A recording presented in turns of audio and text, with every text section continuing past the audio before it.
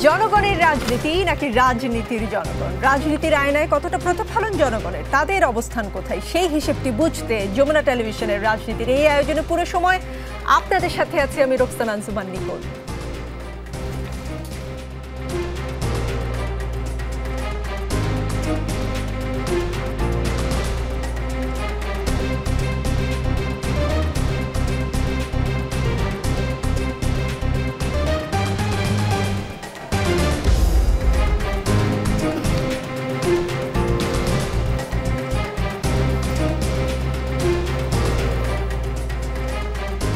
দর্শক, আজকের রাজনীতিতে আমাদের সঙ্গে আছেন বিএনপির মিডিয়া সেলের সদস্য মাহমুদা হাবিবা, আছেন জ্যেষ্ঠ সাংবাদিক মোস্তফা ফিরোজ, সাথে আছেন সুপ্রিম কোর্টের আইনজীবী মোহাম্মদ শিশির মনির, যিনি ইসলামী ছাত্র শিবিরের সাবেক সাধারণ সম্পাদক। শিশির মনির, আমি দোষী, আমি রাজসাক্ষী হতে চাই, আমি সবকিছু উন্মোচন করতে চাই, ট্রাইব্যুনালে বলেছেন চৌধুরী আব্দুল্লাহ আল মামুন। বন্দি অবস্থায় কেউ রাজসাক্ষী হলে তার স্বীকারোক্তির ভ্যালু কতখানি বুঝতে চাচ্ছি।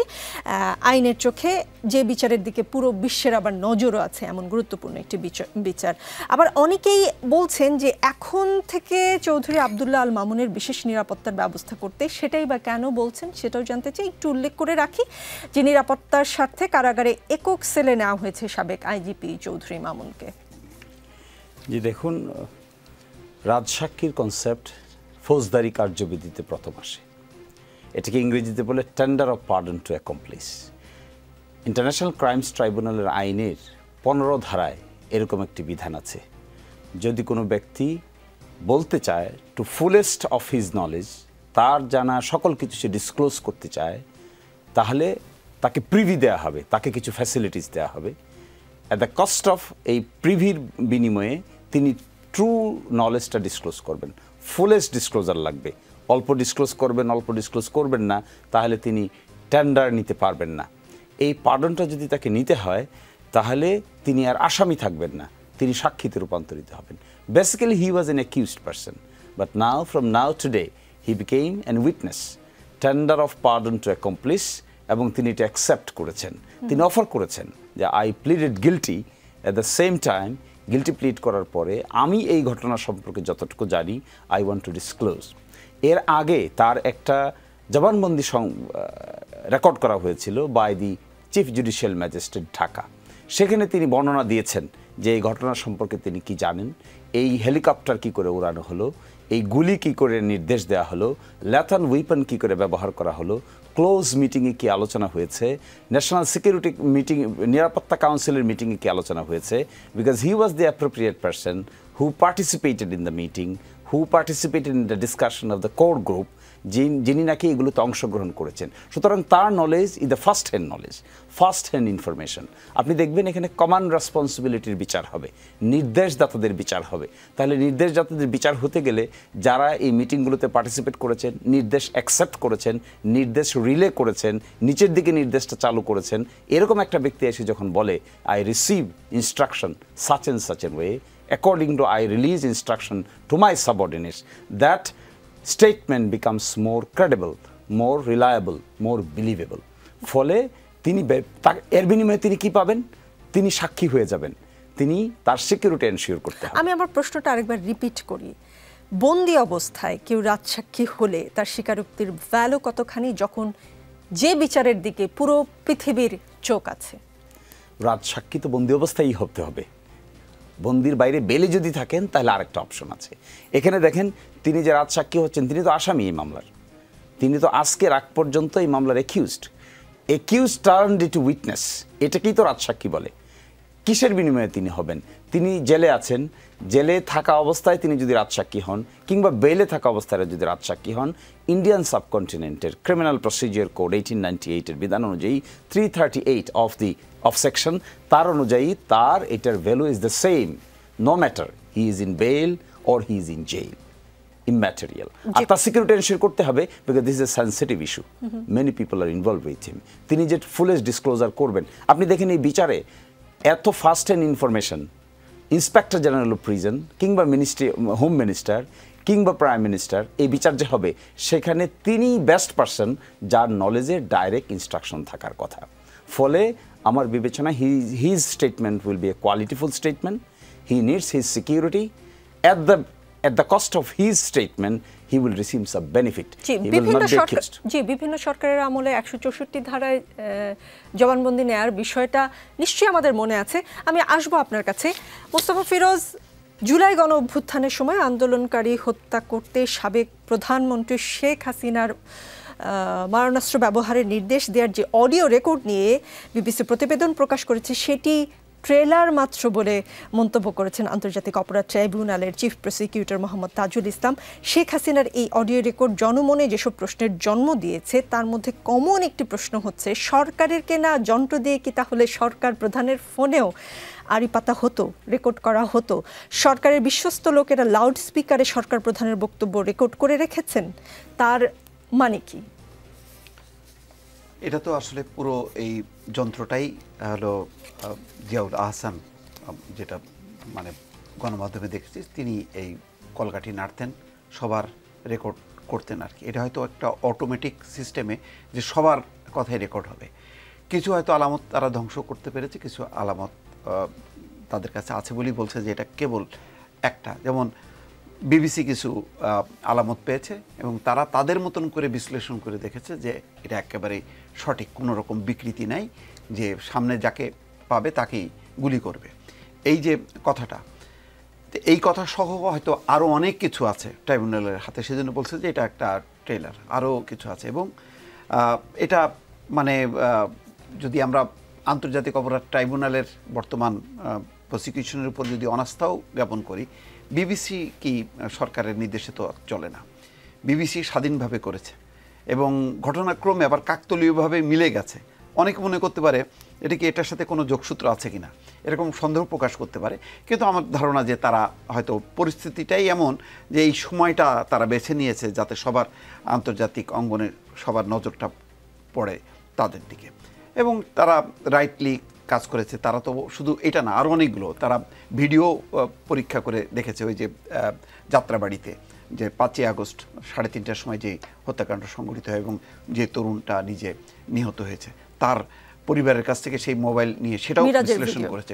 ফলে অডিও এবং ভিডিও পরীক্ষা করে এই ট্রাইব্যুনালের বাইরেও বিবিসি স্বাধীনভাবে করেছে। ফলে এটার কিন্তু ক্রেডিবিলিটিটা অনেকখানি বাড়লো। এখন বলা যাবে না যে আন্তর্জাতিক অপরাধ ট্রাইব্যুনাল যা করছে সেটা একদম ফেক, এর কোনো বেজ নেই।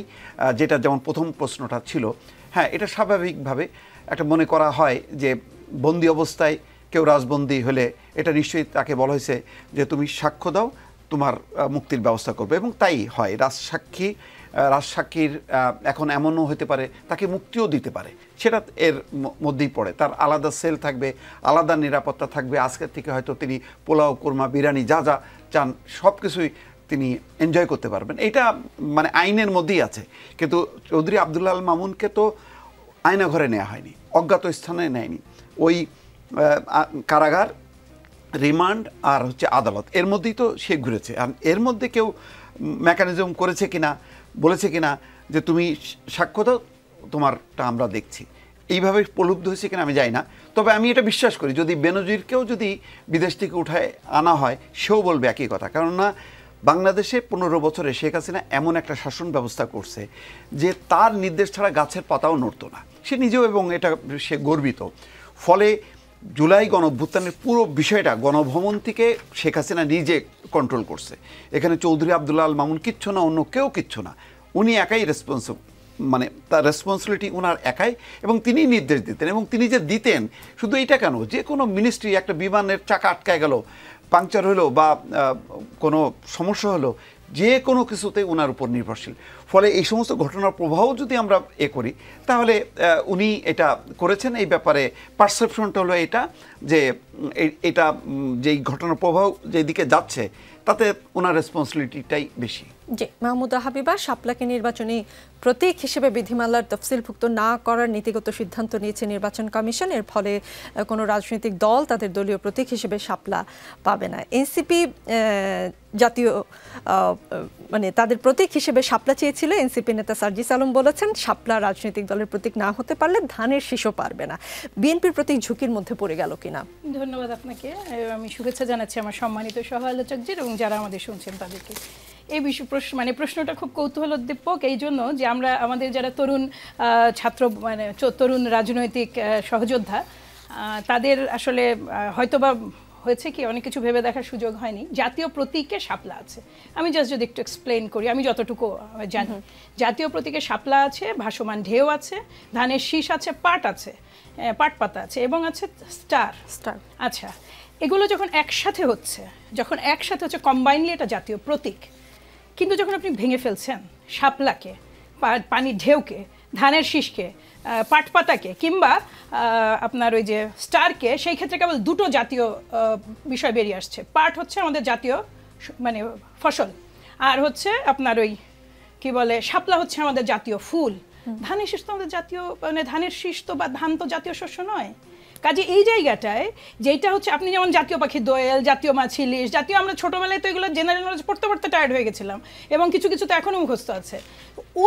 ওই বাস্তবতায় শাপলা হচ্ছে জাতীয় প্রতীক, মানে ফুল হচ্ছে জাতীয় ফুল। ওইটা সেই হিসেবে যদি আমরা পাটের শীষ থাকতো ধান আমাদের মানে নির্বাচনী প্রতীক, তাইলে তো অবশ্যই ঝুঁকির মধ্যে পড়তো, যেহেতু পাট পাতা আছে।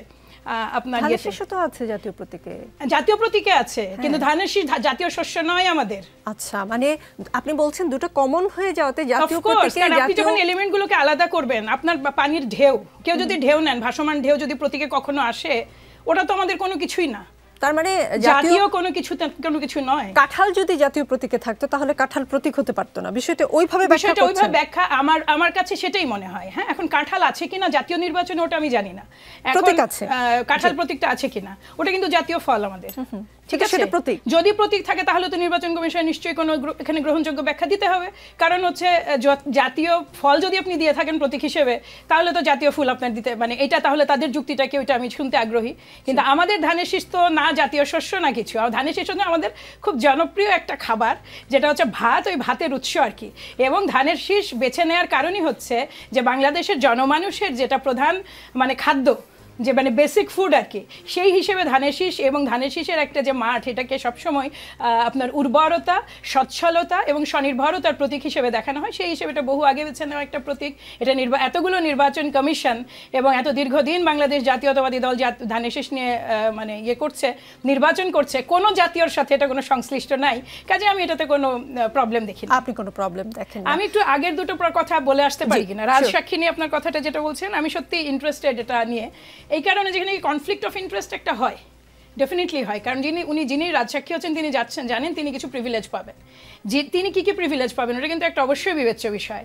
এখানে আমি তো আর আইনজীবী নই, আমি যতটুকু সাধারণ কথাই সেটা বুঝি, সেটা হচ্ছে যে এখানে এক্সামিন হবে, ক্রস এক্সামিন হবে, সেখানে তার বক্তব্য যেটা শুধু তার স্টেটমেন্ট, সেটা ডেফিনেটলি একটা খুব বড় ধরনের, এটা আমি বলবো নৈতিক বিজয় এবং একই সাথে এক ধরনের আশার সঞ্চার করে আমাদের মধ্যে। কিন্তু যদি তিনি আরেকটু বেটার টেকনিক্যাল এভিডেন্সের কোনো সন্ধান দিতে পারেন, যে তার কাছে কিছু মানে যেমন ধরেন এই যে কল রেকর্ডটা কিন্তু একদম বহুদূর পর্যন্ত, উৎস মূল পর্যন্ত কিন্তু এটা ট্রেস করা হয়েছে, টাইম, ডেট, ঠিক কোন কোন ক্যারিয়ার ব্যবহার করা হয়েছে, কোন এখানে আরও বহু কিছু আছে, আমি তো অত টেকনিক্যাল মানুষ নাই, তো এটা করে নিশ্চিত হওয়া গেছে সময়টা। ঠিক একইভাবে এই ধরনের টেকনিক্যাল যদি কোনো এভিডেন্স তিনি দিতে পারেন, দেন ইটস অল রাইট। কিন্তু আসলে এটা একটা মোরাল বিজয় বলে আমি মনে করি। আর হত্যাকারী তো তিনি নিজেও, সবচেয়ে বড় কথা, কিন্তু ছিলেন এই হত্যাকাণ্ডে। কতটুকু খালাস দেওয়ার সুযোগ আছে সেটাও আমি আসলে ঠিক জানি না, কিন্তু অবশ্যই এটা অনেক বড় একটা সুসংবাদ, একটা বড় ধরনের মানসিক চাপও আপনি যদি এইভাবে দেখেন। যে পরবর্তীতে কি হবে সেটা পরের কথা, কিন্তু একজন যিনি আপনার একেবারে সর্বসময় সহযোগী, তিনি যখন বললেন যে আমি রাজসাক্ষী হচ্ছি বা ওই সিদ্ধান্ত দিলেন, সেটা কিন্তু খুব বড় ধরনের একটা এই মানে আন্তর্জাতিক অপরাধ ট্রাইব্যুনালের বিজয়। একই সাথে এটা প্রচণ্ড চাপ আসামি পক্ষের প্রতি। আর আপনি যেটা বললেন আমাদের মোস্তফা ভাই, যে কারাগারে হয়তো উনি পোলাও কোরমা খাবেন, কারাগারে কিন্তু আওয়ামী লীগের লোকজন পোলাও কোরমা খাচ্ছে বলে একটা কিন্তু রিপোর্ট এসছে 30শে জুনে, এবং সেখানে বলা আছে তাদের সুযোগ সুবিধার কোনো অভাব নাই। সেখানে বলা হয়েছে যে আওয়ামী লীগের যারা পলাতক তাদেরকে গ্রেপ্তার যেসব পুলিশ অফিসাররা করছেন তাদের খুব দ্রুত বদলি হয়ে যাচ্ছে।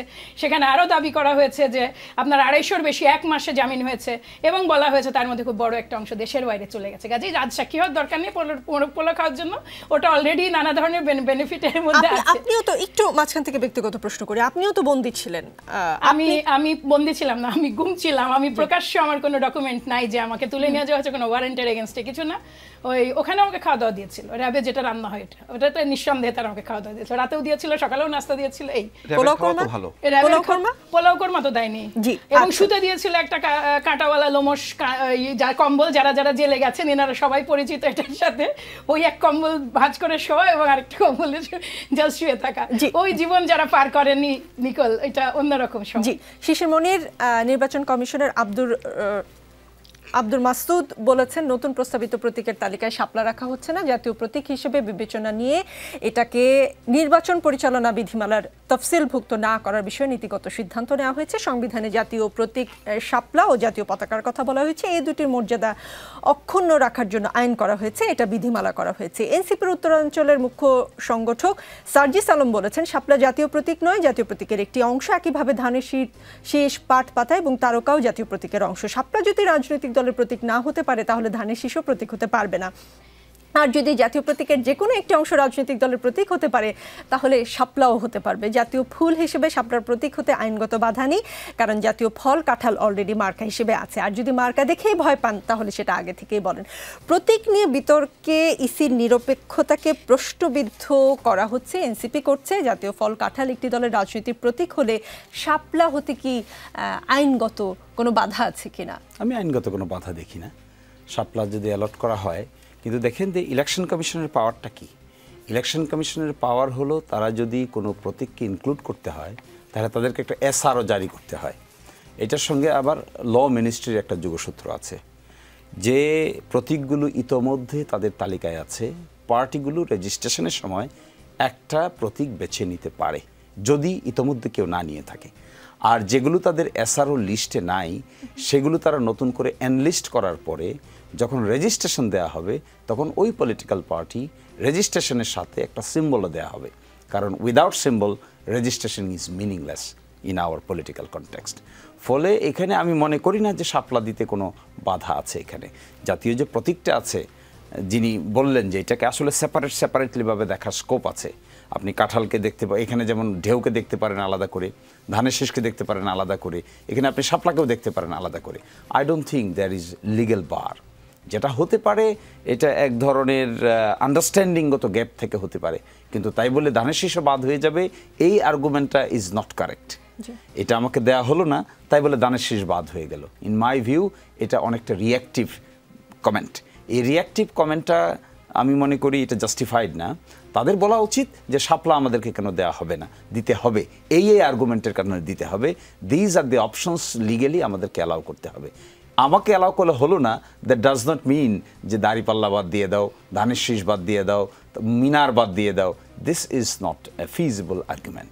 জি, রাজনীতিতে বিরতি বলে কিছু নেই, একটু পরেই ফিরছি আমরা।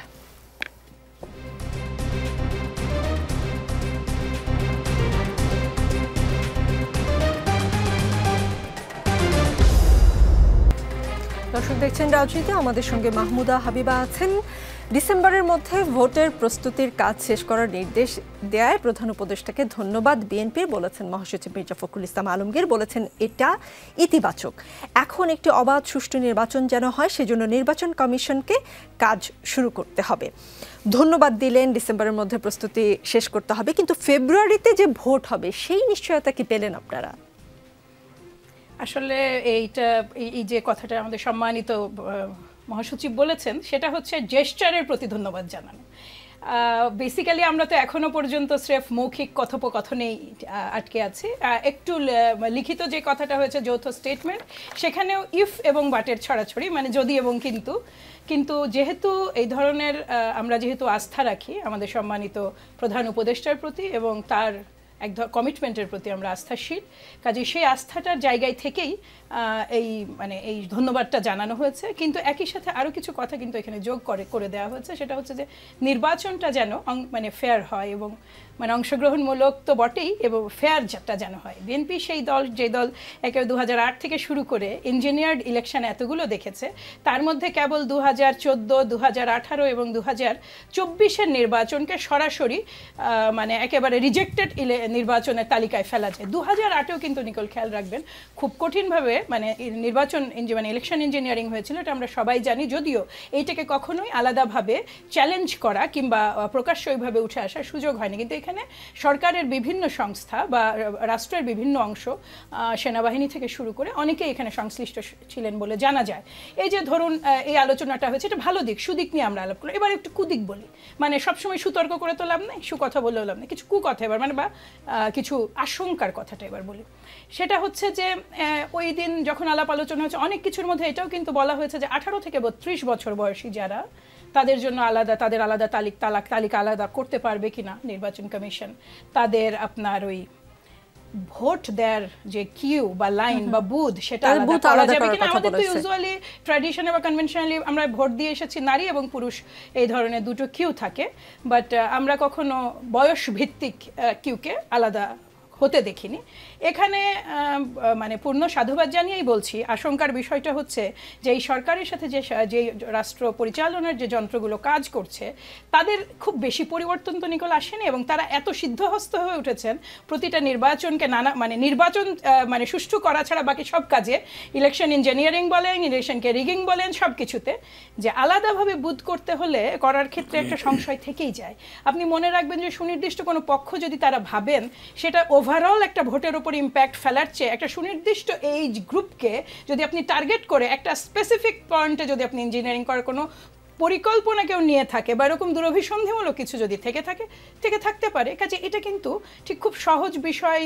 কতখানি সহজভাবে দল নেবে, আমি কিন্তু এটা পুরোটাই আমার রাজনৈতিক অভিজ্ঞতা থেকে বলছি, এটা নিয়ে দল কোনো কমেন্ট করেনি। কিন্তু আমি আপনাকে নিশ্চিতভাবে জানিয়ে রাখি যে এই দাগিরা আজকে 20 বছর ধরে এই মানে সোজা কথা 8 থেকে নিয়ে যদি আমরা হিসাব করি খুব কম সময় তো নয়, ইনারা এখনও প্রশাসনে আছেন, তারা যারা মানে ডিফারেন্ট টুল, জনপ্রশাসনে আছেন, পুলিশ প্রশাসনে আছেন, সেনাবাহিনীতে আছেন, খুব তো আসলে পরিবর্তনটা হয়নি। ফলে সরকার খুব মানে ব্যাপকভাবে যদি সরকার মনেও করেন যে আমি একটা সুষ্ঠু নির্বাচন উপহার দিব, তাকে কিন্তু নির্ভর করতে হচ্ছে তার এই মানে কি বলবো এটাকে বলে করাপ্ট সিস্টেমটার উপরে।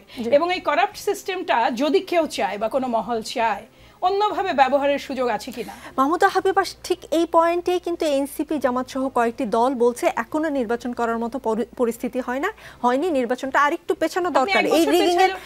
এই রিগিং এর সন্দেহটা প্রকাশ করে আমি আসছি সেরকম সন্দেহ বিএনপির মধ্যেও দেখলাম বা আপনার মধ্যেও দেখলাম। সেটা এই জন্য বলা কিনা যে আগে থেকে এসব সন্দেহের কথা বলে রাখলে নির্বাচনে কোনো কারণে হেরে গেলে তখন বলা সহজ যে নির্বাচনটা আসলে সুষ্ঠু হয়নি। আমি আসছি, আমি আবার আপনার কাছে আসবো, আপনি মনে রাখুন। শুধু একটা কথা অ্যানসার দিই আপনাকে, আমরা তো সব জরিপে মানে ওই যে ফেসবুকে তো মনে হয় 8% না 12% আমাদের তরুণ বন্ধুরা বলছেন আমরা 60-70টা বেশি আসন পাবো না।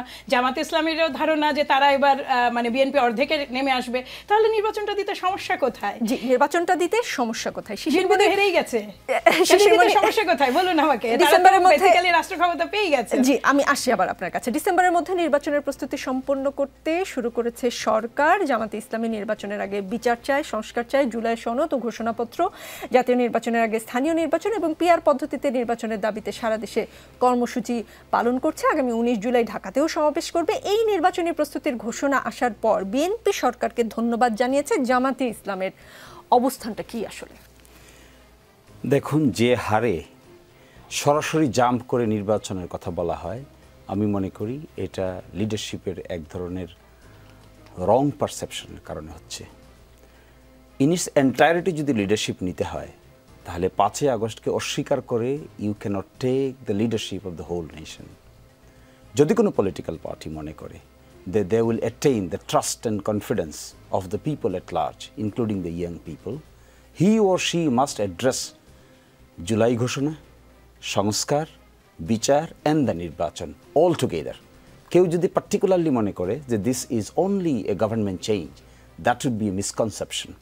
এখান থেকে বের হয়ে না এসে বড় দলের যে জায়গাটাতে আমি অবজেকশন মনে করি, যে বড় দলের যে জায়গাটাকে আমি মনে করি সঠিক না, সেটা হলো দিস ইজ দ্য টাইম যেখানে রাষ্ট্র কাঠামো সংস্কারের গোল্ডেন অপরচুনিটি। এই রাষ্ট্র কাঠামো সংস্কারের লিড যদি কেউ না নিয়ে শুধু নির্বাচন করতে চায় তাহলে পিপল মে রেইজ কোয়েশ্চেন। কারণ যে প্রক্রিয়ায় আগের সরকার বিদায় হয়েছে সেই প্রক্রিয়ার মধ্য থেকে কনস্টিটিউশনাল ইনস্টিটিউশনসগুলো যদি ফাংশন না করতে পারে প্রপারলি, তাহলে নির্বাচন করবেন কি করে আপনি? আমরাই বলছি যে কনস্টিটিউশনাল ইনস্টিটিউশনসগুলো প্রপারলি ফাংশনারি নয়, প্রপার সিস্টেমটা মেনটেন করতে পারছে না, আইন শৃঙ্খলা বাহিনীর কন্ট্রোল এস্টাবলিশ হয়নি, proper mechanism monitoring system establish হয়নি, প্রপার অ্যাডজুডিকেশন করার মতো যে এনভায়রনমেন্ট সেটা হয়নি। আমরাই বলছি। কেন বলছি আমরা এটা? কারণ আমরাই বলতেছি যে আগের এরা রয়ে গেছে, আমরাই বলতেছি আগে সিভিল ব্যুরোক্রেসি রয়ে গেছে, মিলিটারি ব্যুরোক্রেসি রয়ে গেছে, তাহলে আবার আমরাই বলছি যে এদেরকে রেখেই আমরা ইলেকশন করতে চাই। This is a dichotomy. In one hand, you are arguing to hold a free, fair, impartial election. In another hand, you are showing your doubt যে আমার আগের লোকেরাই রয়ে গেছে, এর মধ্য থেকেই করতে হবে। ফলে আমি মনে করি রাষ্ট্র একটা গোল্ডেন অপরচুনিটি হারাচ্ছে। সেটা কি? সেটার স্ট্রাকচারাল ব্যালেন্স করার জন্য ঐকমত্য কমিশনে যে সেন্সিটিভ ইস্যুগুলো আলোচনা হচ্ছে, this is the golden time to come to a common conclusion. For example, BNP তার 31 দফায় বলেছেন তারা দ্বিকক্ষ বিশিষ্ট পার্লামেন্ট চান। তারা কি এই নির্বাচন দ্বিকক্ষ বিশিষ্ট চান না? কামিং ইলেকশন কি they do not want a bicameral election নাকি ইউনিক্যামেরাল ইলেকশন?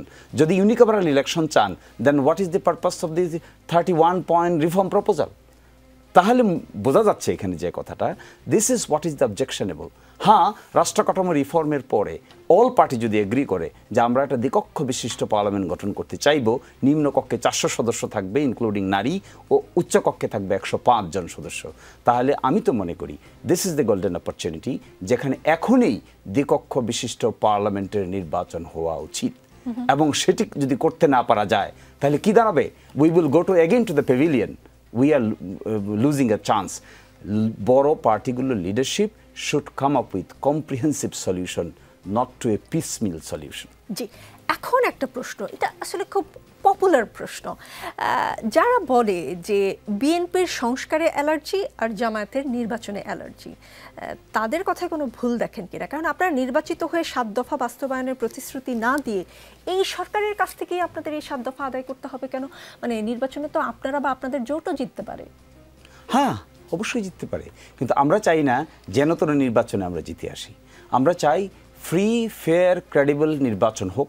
যে জিতে জিতুক, কোনো জোট জিতে জিতুক, কোনো জোট জিতে হারুক, আমরা হারলেও আমাদের কোনো আপত্তি নেই, আমরা জিতলেও আমাদের কোনো নির্বাচনে অ্যালার্জি নো।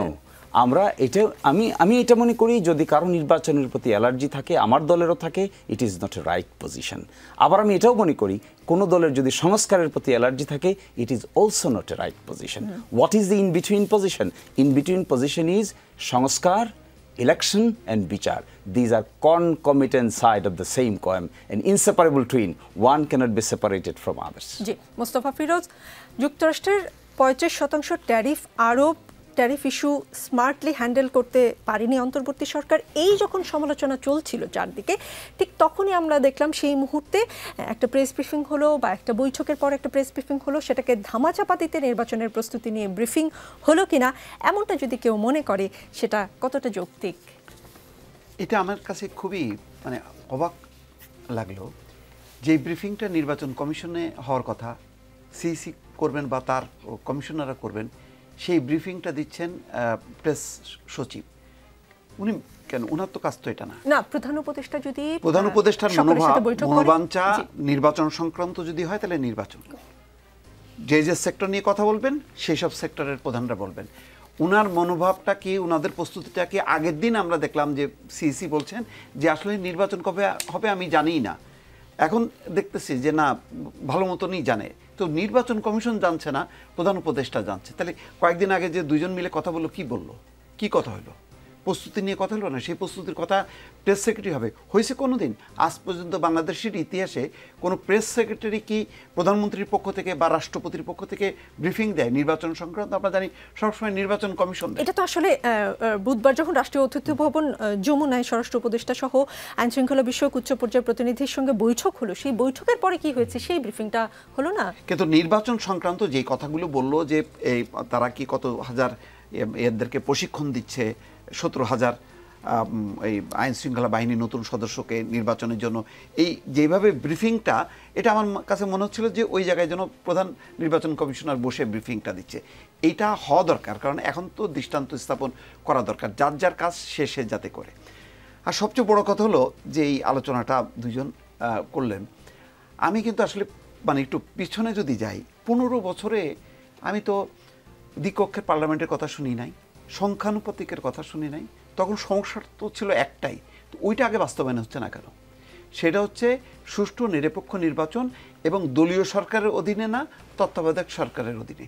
ওই একটা কাজ করতে পারলে তো সমাধানটা হয়ে যেত। আমি তো ওই ঐক্যমত্য কমিশনের পণ্ডিতদের উপর আমি আস্থা রাখবো না, আমি আস্থা রাখবো জামাতের উপর, আমি আস্থা রাখবো বিএনপির উপর। কারণ এই দুইটা দল হচ্ছে ফ্যাসিবাদী শাসনের অবসান ঘটায় তারা গণতন্ত্র প্রতিষ্ঠা করতে চাইছে। তো যা যা রাষ্ট্রের যা যা ভালো ভালো জিনিসগুলি, সেইটা যদি জামাত যদি জিতে আসে, জামাত ইমপ্লিমেন্ট করবে, বিএনপি যদি জিতে বিএনপি ইমপ্লিমেন্ট করবে।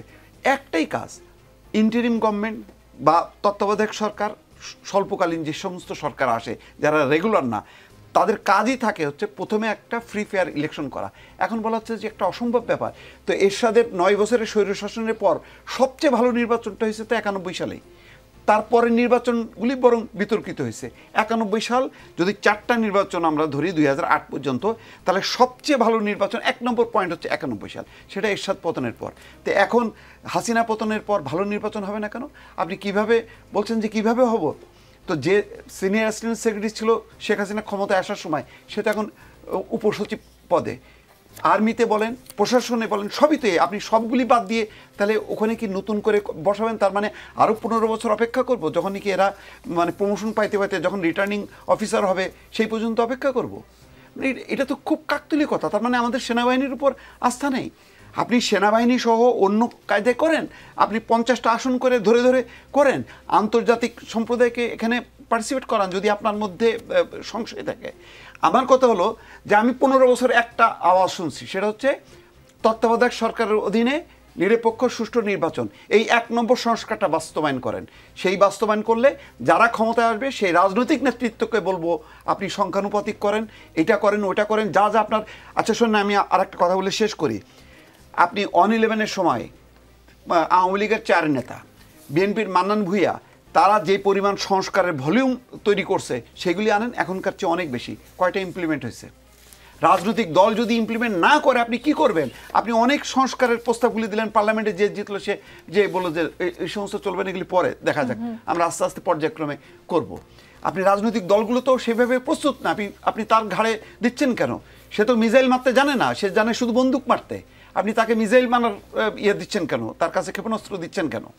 তো অনেকগুলি বিষয় আছে। আমাদের 52-54 বছরে গণতন্ত্রই আমরা প্র্যাকটিস করতে পারিনি। আপনি একবার এখন আমেরিকান সিস্টেম এখানে বসাচ্ছেন, ইউরোপিয়ান সিস্টেম। আপনার কাছে দুটো প্রশ্ন মোস্তফা ফিরোজ, নির্বাচনের আগে ডিসিএসপির পরিবর্তন হবে লটারির মাধ্যমে, এই আইডিয়াটা কেমন লাগছে আপনার কাছে? দ্বিতীয় প্রশ্ন হচ্ছে, আচ্ছা দ্বিতীয় প্রশ্নটা আমি করে নিই।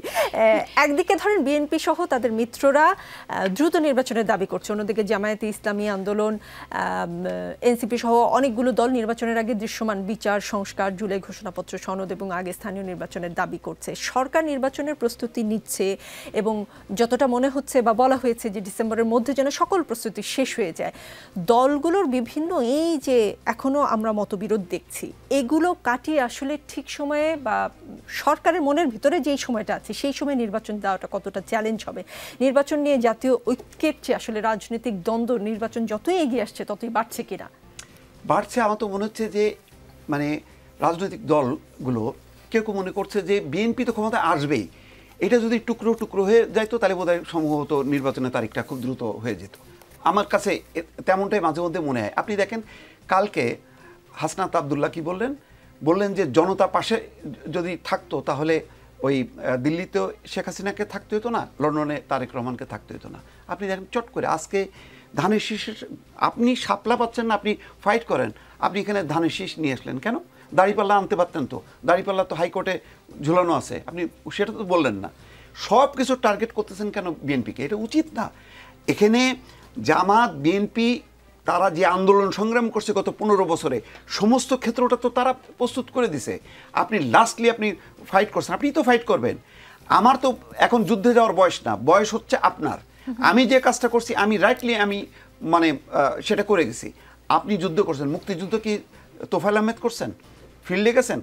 বা আওয়ামী লীগের যে নেতারা তারা কি করছেন? তারা তো কেউ করেননি। তরুণ বয়সের তারাই মুক্তিযুদ্ধ করে। তো সেই কাজটাই আমাদের জুলাইয়ের যোদ্ধারা করছে, সেই জন্য তো স্যালিউট। কিন্তু আপনি যদি এখন চট করে বলেন যে বিএনপিকে জামাতকে, নো, এটা ঠিক না। যার যা অবদান সেটাকে আপনাকে মানতে হবে। এখন মনে হচ্ছে যে ওই যে আপনি নিশ্চিত হয়ে গেছেন, ওই যে জরিপগুলি তো আরও মনে হয় বিপদে ফেলাই দিচ্ছে যে বিএনপি তো ক্ষমতায় যাবেই। এই যে ক্ষমতায় যাবে আপনি এটা ঠেকাবেন, আপনি কেন ঠেকাবেন ভাই? এই কাজটা তো আওয়ামী লীগও করছে। আওয়ামী লীগ জানে যে সুষ্ঠু নিরপেক্ষ নির্বাচন দিলে বিএনপি ক্ষমতায় আসবে, সেই কারণেই তো তাদের নির্বাচন ভীতি পেয়ে গেছিল। এখন কেন অন্যদের নির্বাচনে ভীতি পাচ্ছে? এটা তো অনিবার্য। যদি এখন জামাত যদি ক্ষমতায় আসবেই, ডিসিএসপিদের পরিবর্তনটা লটারির মাধ্যমে, সেটাকে আপনি পাগলামি কেন বলছেন? পাগলামি এটা তো একটা, আমি তো বললাম তো ভাই, আপনি মানে খুলনার ডিসিকে কুষ্টিয়া পাঠালেন, কুষ্টিয়ার ডিসিকে খুলনায় পাঠালেন, কি আসে যায়? একই জিনিস তো।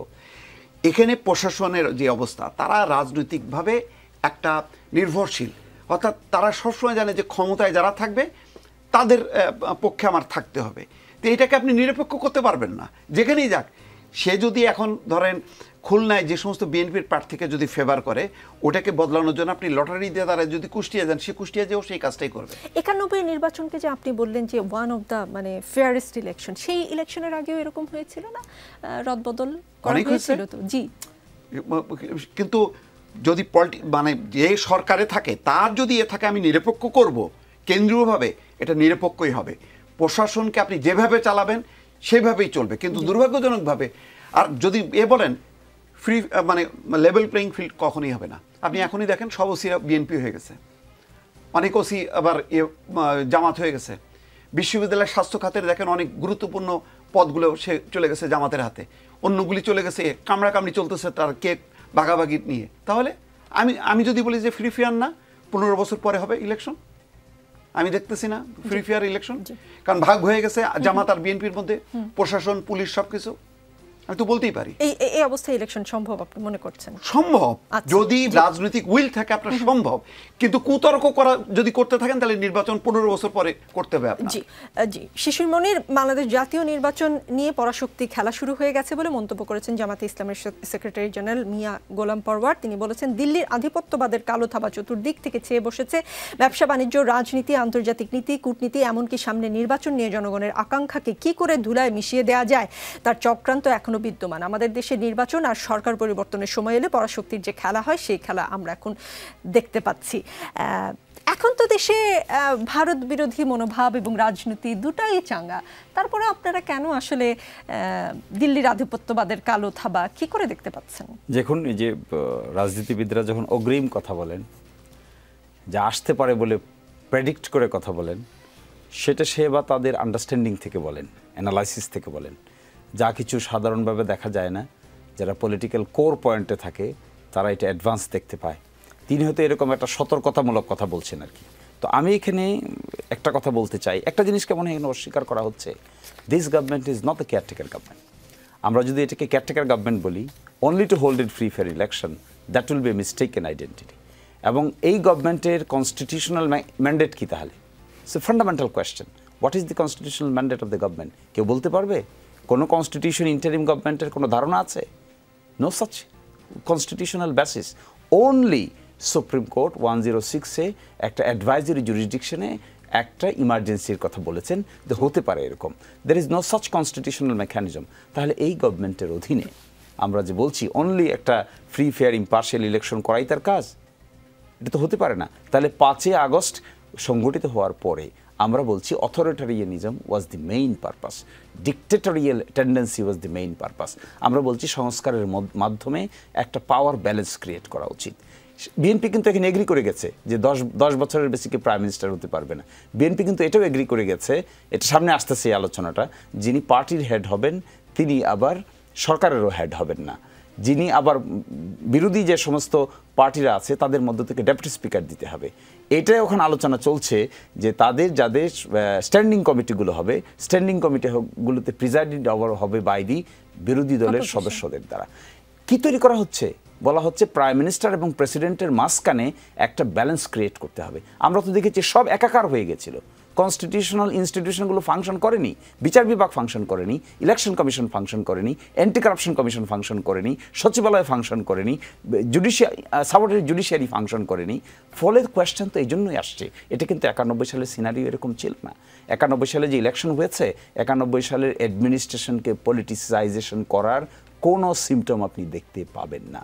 কিন্তু এখনকার যে অ্যাডমিনিস্ট্রেশন, যার মধ্য থেকে আমরা জন্ম নিয়েছি, আমরা পুলিশের আচরণ দেখিনি, বিএনপির মতো একটা বড় পলিটিক্যাল পার্টির অফিসকে গিয়ে বলেছে এটা ক্রাইম সিন। এত বড় একটা পলিটিক্যাল পার্টির সমাবেশকে 28 অক্টোবরের সমাবেশকে বলেছেন এটা হলো সরকার বিরোধী, ডিসমেন্টেল করে দিয়েছেন, ওপেনলি গুলি চালাচ্ছেন, পিপলকে মেরে ফেলতেছেন, ছাত্রদেরকে মেরে ফেলতেছেন। তাহলে এই জন্যই তো প্রশ্ন এসেছে সংস্কারের।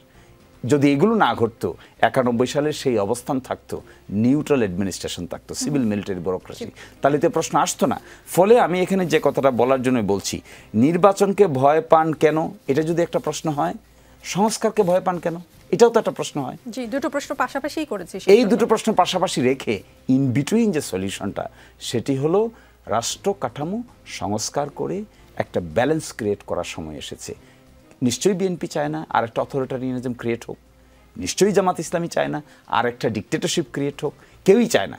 পাওয়ার ব্যালেন্স হলেই জনগণের পার্টিসিপেশন নিশ্চিত হবে। মাহমুদা হাবিবা, বাংলাদেশে কেউ মন্ত্রী হওয়ার সঙ্গে সঙ্গে তার মানসিকতা বদলে যায় বলে মন্তব্য করেছেন বিএনপির মহাসচিব মির্জা ফখরুল ইসলাম আলমগীর। বলেছেন আমাদের এখানে যেই মন্ত্রী হয়ে গেল সে সম্পূর্ণভাবে ভিন্ন জগতে চলে গেল। তার স্যালুট, তার বাঁশি, তার গাড়ির সামনে একটা গাড়ি, পেছনে আরেকটা গাড়ি, এই যে মানসিকতাটা তৈরি হয়, এই মানসিকতা আমাকে ধীরে ধীরে ওই ডিক্টেটরের দিকে নিয়ে যায়। এই মানসিকতা থেকে আমাদের বের হয়ে আসতে হবে। বাংলা একাডেমির এক অনুষ্ঠানে তিনি বিতর্ক করার সময় সম্ভবত মাননীয় শব্দ পরিহারের অনুরোধ জানিয়ে বলেছেন, আমার একটা আপত্তি আছে, মাননীয় প্রধানমন্ত্রী আর মাননীয় স্পিকার কথাটা কি আমরা বাদ দিতে পারি কিনা। আমার কেন জানি মনে হয় এই মাননীয় কথাটা থেকেই কিন্তু সমস্ত অটোক্রেসির জন্ম হয়। মাহমুদা হাবিবা, ভোটে যদি বিএনপি জেতে, এমন হয় যদি বিএনপির মন্ত্রীরা বিশেষ প্রোটোকল নিল না, আমাদের মতো আমজনতার সাথে মেট্রো রেলে চললো, সরকারি হাসপাতালে চিকিৎসা নিল, তাদের সন্তানরা লন্ডন বা আমেরিকায় পড়লো না, দেশেই পড়লো, এই কমিটমেন্ট দেওয়ার সাহস আছে বিএনপির? যে দেখুন, আমাদের সম্মানিত মহাসচিব যেহেতু বলেছেন কথাটা, এবং আমাদের সম্মানিত ভারপ্রাপ্ত চেয়ারপারসন সম্পর্কে, চেয়ারম্যান সম্পর্কে আমি এটুকু আপনাকে বলতে পারি যে অত্যন্ত বাহুল্য বিবর্জিত একটা জীবনযাপন করেন তিনি এবং তার সন্তান এবং স্ত্রী। আমি বিশ্বাস করি যে এই কমিটমেন্ট দেওয়ার সাহস বিএনপির আছে। ইন্ডিভিজুয়ালি নেতারা তাদের এই কমিটমেন্টটা দেওয়ার মতন কনফিডেন্স আছে, এরকম অসংখ্য নেতা আমাদের আছে, এবং এই কথাটার সূচনাটাই কিন্তু তিনিই করেছেন। এখানে একটু ছোট কথা না বলে পারছি না, আমার সম্মানিত জামাত ইসলামের সহ আলোচকের দুটো তিনটা কথা এর আগে উনি যখন ঢালাওভাবে বলছিলেন, আমি স্মরণ করিয়ে দিই 2016 থেকে সংস্কার নিয়ে প্রথম কথা কিন্তু বিএনপিই বলেছে। রাষ্ট্র কাঠামো মেরামতের রূপরেখা পরে এসেছে, আগে এসেছে ভিশন 2030, সেটার উপরে বেস করে 22-23-এ আন্দোলনরত দলগুলো সবাই মিলে আমরা সংস্কার নিয়ে প্রথম কথা বলি। দ্বিকক্ষ বিশিষ্ট পার্লামেন্ট বিএনপি চায় না যে এইবার ইমপ্লিমেন্টেড হোক, আগে এটাতে সহমত হতে হবে। আমরা একটা ঐকমত্য কমিশনের প্রসেসে আছি, যেখানে বাংলাদেশ জাতীয়তাবাদী দল এবং তার যুগপৎ আন্দোলনের শরিকেরা আর তাদের প্রস্তাবনাগুলো দিয়েছে, প্রত্যেকটা দল আলাদাভাবে দিয়েছে। এখানে যেটা সংস্কার নিয়ে তিনি বললেন, পরবর্তীতে তিনি কিন্তু আবারও বললেন কি কি সংস্কার করা হয়েছে।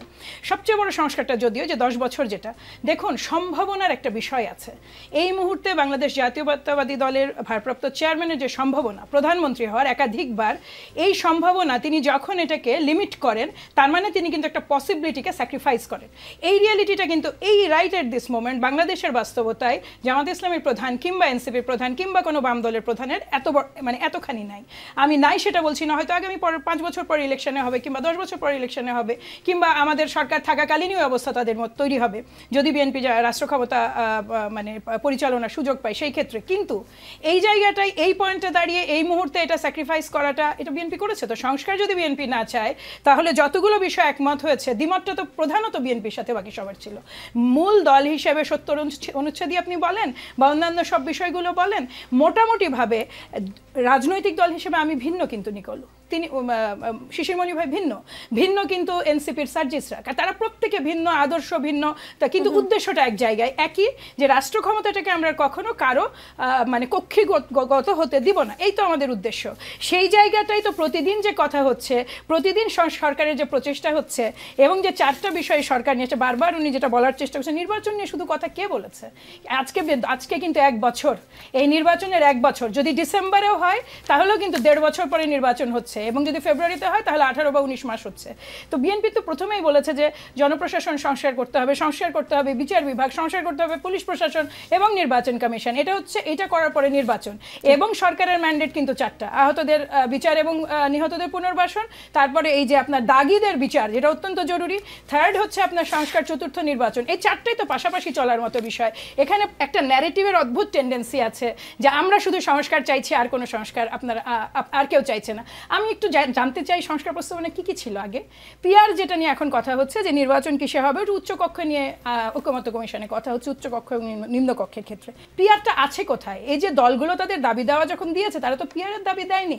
নির্বাচন যত আসতে থাকে না নিকোল, তত ছোট দলগুলোর কাছ থেকে আপনি আরও নানা ধরনের আপনি দাবি দেওয়া শুনতে পাবেন, নানা ধরনের হুমকি ধামকি শুনতে পাবেন।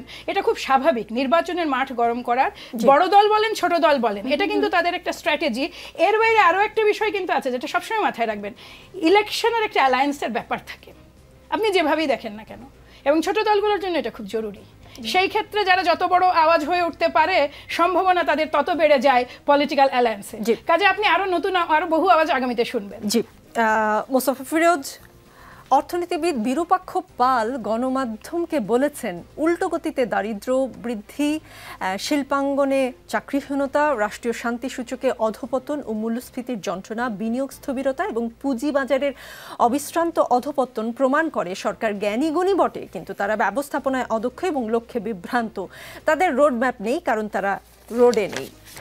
তিনি বলেছেন, আজ থেকে প্রায় 9 মাস আগে লিখেছিলাম অর্থনীতিতে সরকারের মনোযোগ নেই, মনোযোগ চলে গেছে ইতিহাস সংস্কারে, ফলে অর্থনীতির জিডিপিতে গত 33 বছরের মধ্যে সর্বনিম্ন প্রবৃদ্ধি পেতে চলেছে দেশ। সরকারি সংস্থার রিপোর্টেই বেকারত্ব বেড়েছে। বিরূপাক্ষ পাল বলেছেন, একদিকে মব তাণ্ডবের প্রশ্রয় দেওয়া, অন্যদিকে ঐকমত্যের নাটকে বিপ্লবী সুরের বদহজম আর যাই করুক বিনিয়োগকারীকে স্বস্তি দেয় না। সেজন্য ব্যবসায়ী সংগঠনগুলো বলছে দেয়ালে পিঠ থেকে গেছে।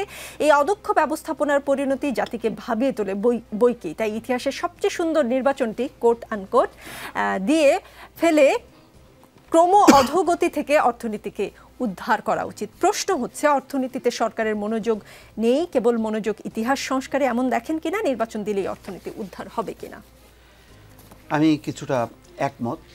চমৎকার করে কথা বলছে। আমি আম জনতার মতন করেই কথা বলতে চাই। আমি তো মনে করি আজকে যদি নির্বাচনের তারিখটা হয়, সাথে সাথে অনেক কিছু ঘুরে দাঁড়াবে। নির্বাচন ছাড়া কোনো উপায় নেই। আমি বিশ্বাস করি, আমি 15 বছর বিএনপি এবং জামাতের দিকে তাকাইছিলাম যে তারা করবে, এবং তারাই যুদ্ধটা করছে। মানে তাদের নেতৃত্বে জুলাই ফাইটাররা সেটা ফিল্ডে করছে। তো সুতরাং আমি এখন ওই বিএনপি জামাতের উপর আস্থা রাখতে চাই। 15 বছর আন্দোলন করেও যদি তারা যদি ক্ষমতায় আসবে, সুতরাং তারা যদি আবার ফ্যাসিস্ট হয়ে যায়, তারা যদি এটা হয়ে যায় ওটা হয়ে যায়, আমি তাদেরকে পরীক্ষার আগেই আমি তাদেরকে আসামি বানাচ্ছি যে না ভাই, বিএনপির প্রতি আস্থা রাখা যাবে না, জামাতের উপর আস্থা রাখা যাবে না। কেন?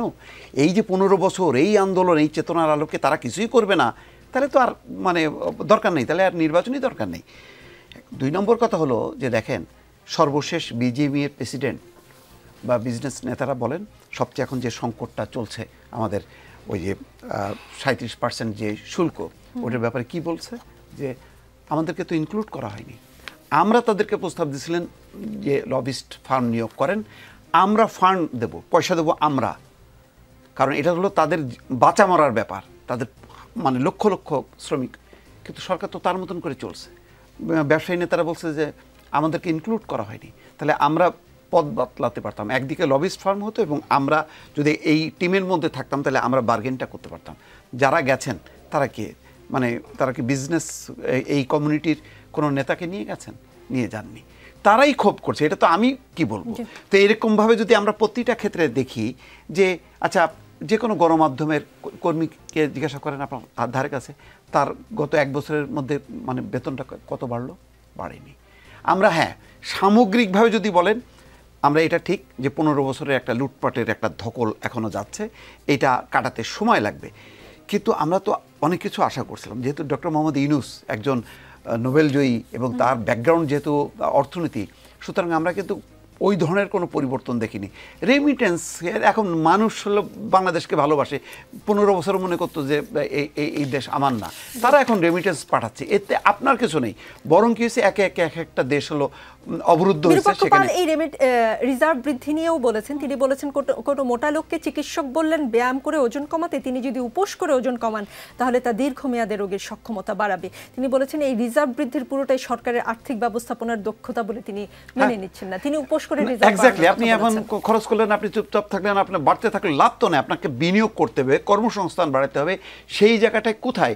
আপনি বলছেন মূল্যস্ফীতি নিয়ন্ত্রণে আছে, মূল্যস্ফীতি আগেই তো অনেক বেড়ে গেল, আপনি তো অর্ধেকে নিয়ে আসেননি। জি, রাজনীতিতে শেষ কথা বলে কিছু নেই, তবে একটা কথা বলে শেষ করতে চাচ্ছি। কবি ইমতিয়াজ মাহমুদের কিছু কথা দিয়ে শেষ করতে চাই। যারা A+ পাইছো তারা উপজেলা স্বাস্থ্য কর্মকর্তা হবা, যারা A পাইছো তারা সচিব হবা, আর যারা কিছু পাও নাই তারা মন্ত্রী হবা। ফলে যারা কিছুই পাও নাই তারা কান্দাকাটি বাদ দাও, আর যারা A+ পাইছো তারা লাফালাফি বাদ দাও। রাজনীতিতে শেষ কথা বলে কিছু নেই। দেখা হবে আগামী রবিবার রাত 9টায়, সাথেই থাকবেন।